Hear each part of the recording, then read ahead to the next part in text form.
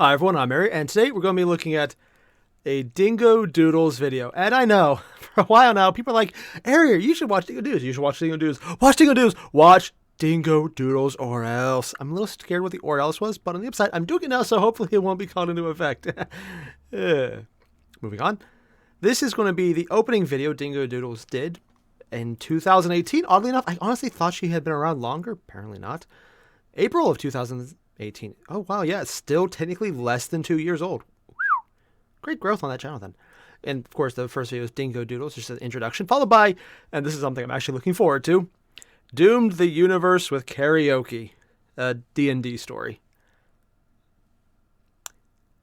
If someone wanted to entice me into watching a new video creator, Destroying a Universe with Karaoke is midway into the oh my god yes category. I only say midway because karaoke. On the other hand, Destroying a Universe with Karaoke, this sounds like it's going to be crazy.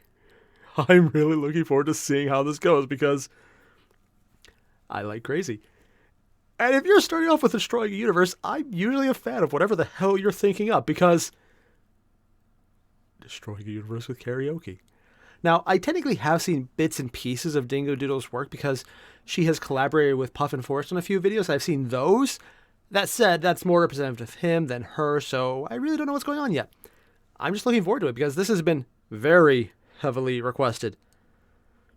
As in, the only videos that get more heavily requested is when Team 4-Star released episode 60 of Dragon Ball Z Abridged, parts 1, 2, and 3.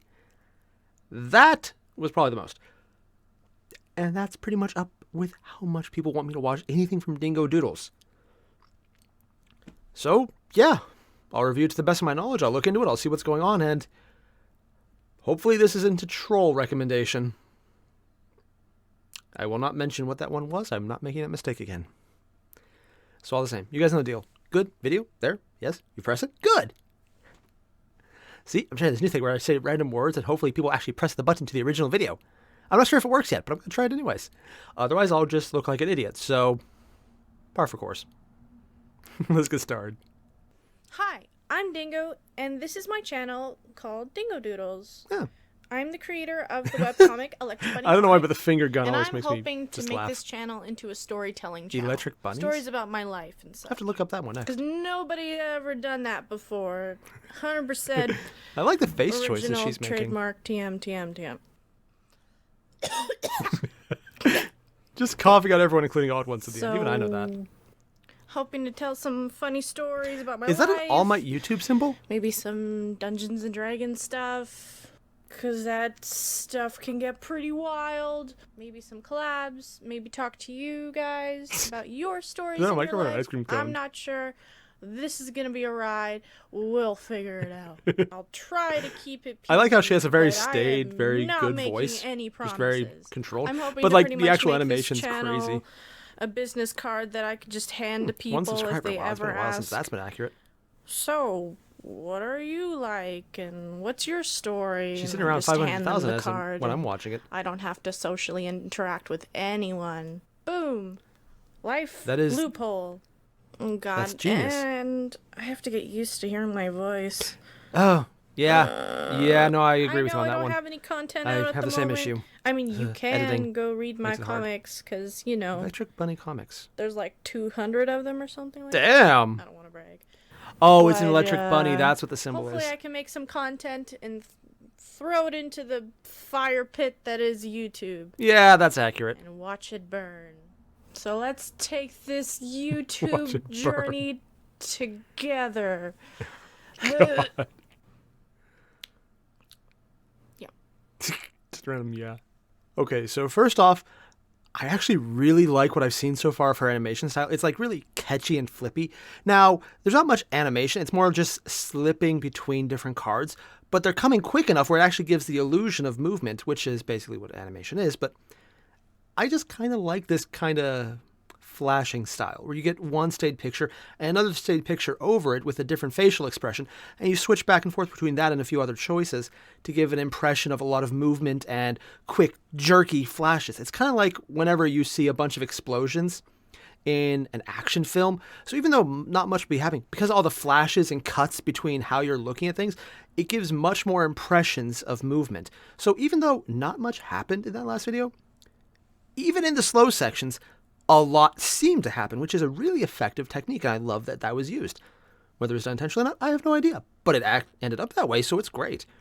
That said, I like how, as the story went on, like the little intro, her voice was actually slowing down a bit, and she wasn't getting as into it. So you could tell, like when she said she has to get used to hearing her voice, yeah, that actually is a thing. I remember when I first did my first few videos, I was actually unable to speak after 5 or 10 minutes recording.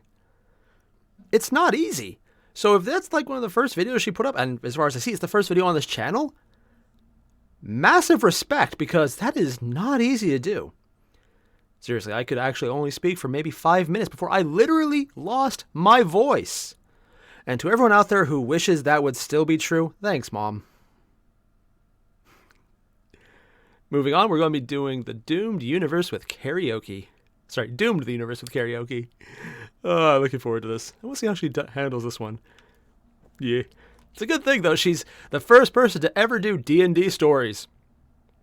I just need to point out, I just like that little effect where she just coughed up all the different thumbnail images. Well, not images, profile images? Let's go with profile images of like a dozen different people who've done it already. That's amusing to me. Moving on. I didn't think my first video would be Dungeons and Dragons, but Really? Well, On my side, that's usually Here what I we know her go. for from everyone else, so. wait, don't just leave just yet. You I do like not that little have to self-awareness know right there. Dungeons and Dragons in order to appreciate the stupidity. Now, I've been playing Dungeons and Dragons for about Not touching that one, but I agree. 6 to 7 years. Honestly, I've for most people, that actually wouldn't be that never much. Royally messed up like this before. What? Oh, Dingo, don't beat yourself up. Everybody messes up in D&D. Isn't that kind of like the point of the game? Everybody TPKs their team eventually. How? I mean, stray fireball gets out of your hand. One of your teammates has something explosive on their back. What? Boom. New campaign. No, but you don't understand. How I bad? TPK'd the universe. Oh god, Just a they little actually bit of killed the background. universe? This was a I thought it was just 3.5 alliteration. campaign done by my boyfriend 3.5. Felix, and there were about 5 players. This one, At the time, I know a little there bit was about. only 3 of us, because the other 2 were sick. Ooh. My character Oh! was a level 6 wild mage What? named Sips. The thing about a wild mage is that they can cast magic, but they have a percentile where their magic can go wild, where it can really mess up everything. Really? You want to That sounds amazing. create water? Well, how about snakes? Or you want to cast light? Well, how about a dire bear? What? My character's wild magic percentile was determined Honestly, I by kinda wanna just do how wild much magic the entire his time. curse was grown on him. He had a crocodile hand, and the more that it grew onto him and his skin became more into a crocodile, the higher percentage his wild magic was. At the time, it was about at 30% for his magic to just go buck wild. The session started normally like all sessions, where Love the we little were trying jump to in get art to quality another just for town. the image. And this town particularly was in the swamps, and it was called Alchemist Quarry. We're traveling through the swamps, and we constantly have to make reflex saves, because there's friggin' earthquakes every gosh darn minute. I How? don't really think much of it, but turns out it's kind of our death. What? Foreshadowing. We arrived at the town, and this town was really, it was magical as fuck. Everything was magical. The duck. All the buildings. Why is that oh all god, the building had an people, eye. Just magic, magic, magic, magic. Oh, Since wow. there were only about 3 of us instead of the normal 5, we kind of all looked at each other and went, Nope. want to go get drunk? Oh no. Heck yeah. Oh god, they We actually. went for a drink, and well, Magic my beer? character doesn't really drink. He's never gotten drunk before. So initially when he went to the bar, he kind of hung out and did nothing until one of the Is that tea? players in my group went up to me and said, "Hey, you want to sing karaoke with me?" What? And Sips was like, I'm gonna have to get really drunk for that. So he rolled Accurate and response. he got a natural 1. So he kind of just looked at the drink and was instantly smashed. Now, I don't know what you think, but I think having a drunk wild mage A drunk wild is monkey not really mage. a great combination. But Sips managed Why to do go they up keep there showing and his actually butt? crush it. He was a great Oh. singer. He rolled high, and at the end, he wanted to show off his little bit of magic and cast dancing lights as something like ta-da. Well, when he did that, Felix rolled for the percentile and got like a 29. What's like a 29? Just under the percentile. So that's as soon why. as he cast lights, dancing lights, it was wild magic. We all kind of looked at each other and went, is there a table you draw them from? What's going to happen? And so Felix was like, okay, I got this. He looks at the chart next to him and he rolls to see what he has to choose. It was from all the bad chart. stuff. So he rolls, and then you kind of see this expression on his face where he goes, ooh. What? And then everybody kind of like looks at each What other. exactly did he roll? What's up, Felix? With this blank stare into nothingness, he goes, when you cast dancing lights, you feel the energy leave your hand, and then you feel nothing after. What? As you have now created a 700-foot radius of permanent dead magic. What? As in, no magic can exist in this space. Ever. And it's a magic town, so damn. A city that is all magic. Everything's magic. The drinks are magic.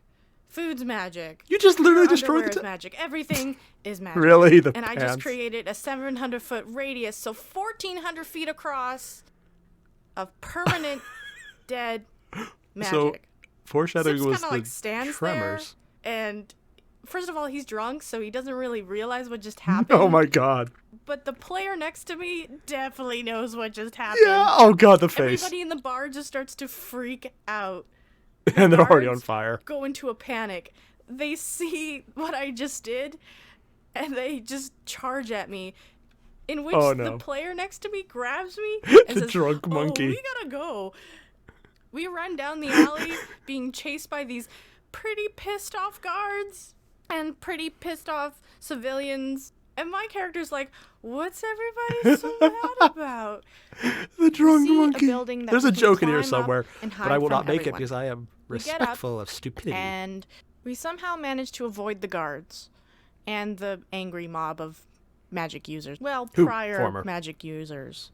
And there comes over this false sense of security that everything's fine. No. And we're on top of this Formerly magic building. And it's like, oh, thank God we lost them. Probably not a great idea to create a 700-foot radius of permanent. You sure you don't want to just throw the monkey to them? You see, that wasn't the problem. Because the problem was really when I heard Felix go, how big was that permanent dead magic zone? And I kind of like turn to him and say, like 700 feet radius, so 1,400 feet across. And he just has this horrified look on his face. You can just see the numbers did he floating in front of his head as he's trying to calculate something. He turns and goes through his notes frantically, looking for something. Oh god, he actually specified how far you away just something hear was underground, probably? Oh no, oh no. In which the entire group goes, what? What is it? And then we feel a rumble underneath us. The same rumbles we've been feeling all throughout the campaign, these little earthquakes that I was complaining about.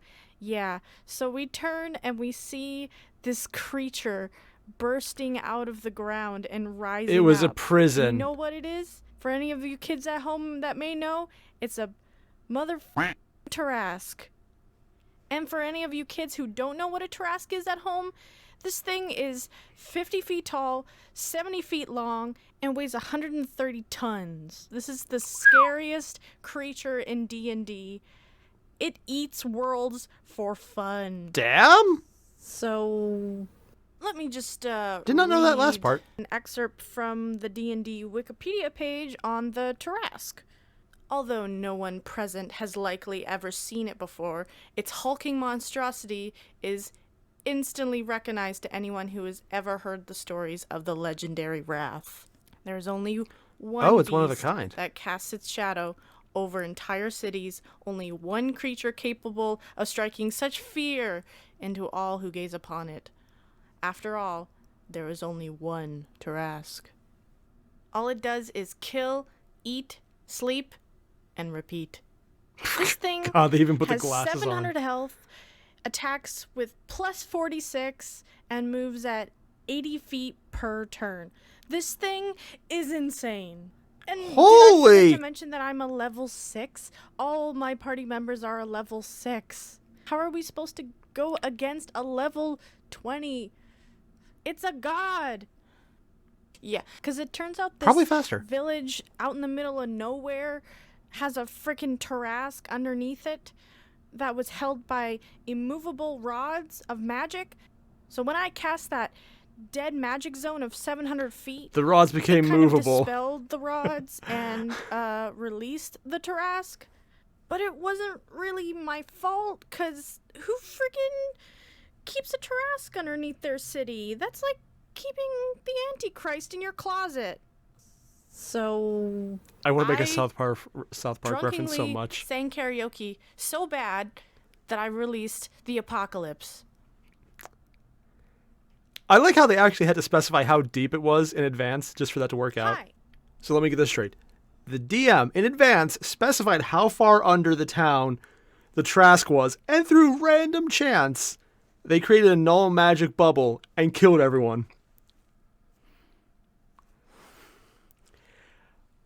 One, I knew about the Tarrasque in advance because I'm looking up the wikis. Two, I didn't realize it 8 worlds for fun. But going through the stats, I could understand why. What I really want to know, what the other 2 players are going to think when they get back from whatever they're doing is like, hey, so how'd the campaign go? And then they just have to explain Dingo karaoke the universe to death. I really genuinely wish that reaction was part of the video. That said, even though this is just like the second video in the playlist I'm watching, it's the overall playlist. So if I'm missing any, just let me know in the comments below. I like how her voice is actually a lot more animated now that she's focusing on a story rather than just explaining what her channel is going to be. So that's actually a huge improvement right off the bat. And again, I already mentioned I used to get really just tongue-tied and unable to speak after a couple minutes of talking to a stream. So yeah, the fact that she stayed, engaged and was able to keep talking and just get the words down, didn't screw up the words too much except for the one time where she said it's instead of that. I mean, it's not like I ever screw up what I'm saying.